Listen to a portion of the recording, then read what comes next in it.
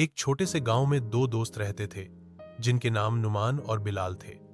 बचपन से ही दोनों एक दूसरे के बहुत करीब थे। एक साथ स्कूल जाना, खेलना, खाना और यहां तक कि सपने भी बांटना उनकी दोस्ती एक मिसाल थी। नुमान एक गरीब घराने से था। उसके पिता बीमार रहते और माता लोगों के घरों में काम करके गुजारा करती थी। बिलाल का ताल्लुक एक मध्यम वर्ग के घर से था, मगर वह हमेशा नुमान की हर संभव मदद करता। शिक्षा और संघर्ष। दोनों दोस्तों ने मैट्रिक तक एक साथ शिक्षा हासिल की। नुमान के पास किताबें खरीदने के पैसे नहीं थे, तो बिलाल हमेशा अपनी किताबें उससे शेयर करता।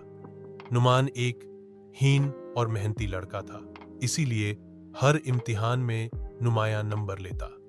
वह ख्वाब देखता कि एक दिन बड़ा अफसर बनेगा और अपने वालिदैन को गुर्बत से निकालेगा। जब कॉलेज में दाखिले का समय आया तो नुमान के पास फीस भरने के पैसे नहीं थे। वह बहुत उदास था, मगर बिलाल ने बिना कुछ कहे उसकी फीस जमा करवाई। नुमान ने बिलाल को गले लगाया, आंखों में आंसू थे और दिल में शुक्रगुजारी। मुश्किल वक्त की आजमाइश। वक्त गुजरता गया। दोनों दोस्त यूनिवर्सिटी में पहुंचे। नुमान इंजीनियरिंग और बिलाल बिजनेस की तालीम हासिल कर रहे थे। फिर एक दिन अचानक बिलाल के वालिद का कारोबार बंद हो गया। घर में माली हालात खराब हो गए। बिलाल की वालिदा भी बीमार हो गईं। अब वही बिलाल जो दूसरों की मदद किया करता था, खुद मुश्किल में था। बिलाल ने पढ़ाई छोड़ने का फैसला कर लिया, क्योंकि फीस भरना अब मुमकिन न था।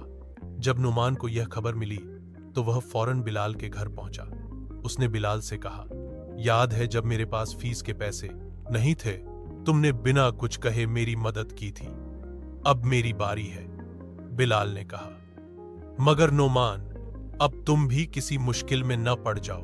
नौमान ने मुस्कुराकर जवाब दिया, यार, दोस्ती का मतलब ही यही होता है, मुश्किल वक्त में साथ देना। नहमान ने अपनी स्कॉलरशिप का कुछ हिस्सा बिलाल की फीस में लगा दिया। बाकी रकम अपने दोस्तों से कर्ज ली, सिर्फ इसलिए कि बिलाल की तालीम मुकम्मल हो सके। कामयाबी का सफर। कुछ साल बाद नुमान ने इंजीनियरिंग में गोल्ड मेडल हासिल किया और एक बड़ी कंपनी में नौकरी मिल गई।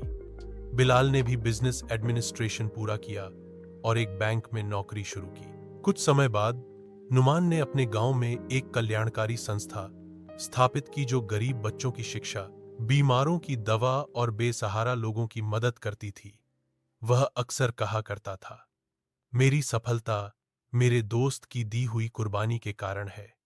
अब मेरा कर्तव्य है कि मैं दूसरों के लिए वही बनूं जो बिलाल मेरे लिए था। बिलाल भी अब खुशहाल हो चुका था और दोनों दोस्त मिलकर फलाही कामों में बढ़ चढ़कर हिस्सा लेते। उन्होंने अपने इदारे का नाम रखा साया, क्योंकि वह एक दूसरे के लिए हमेशा साये की तरह साथ थे। एक और आजमाइश। एक दिन संस्थान में एक जवान लड़का आया जिसका नाम इमरान था।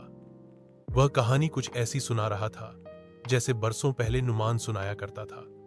पिता बीमार, माता काम पर और खुद शिक्षा का इच्छुक। नुमान ने उसे गौर से सुना और फिर मुस्कुराकर कहा, इमरान, तुम आज अपने किसी नुमान से मिले हो। हम तुम्हारी हर संभव मदद करेंगे। बिलाल, जो करीब ही खड़ा था, बोला, और मैं वह बिलाल हूं जो तुम्हें यह रास्ता दिखाए।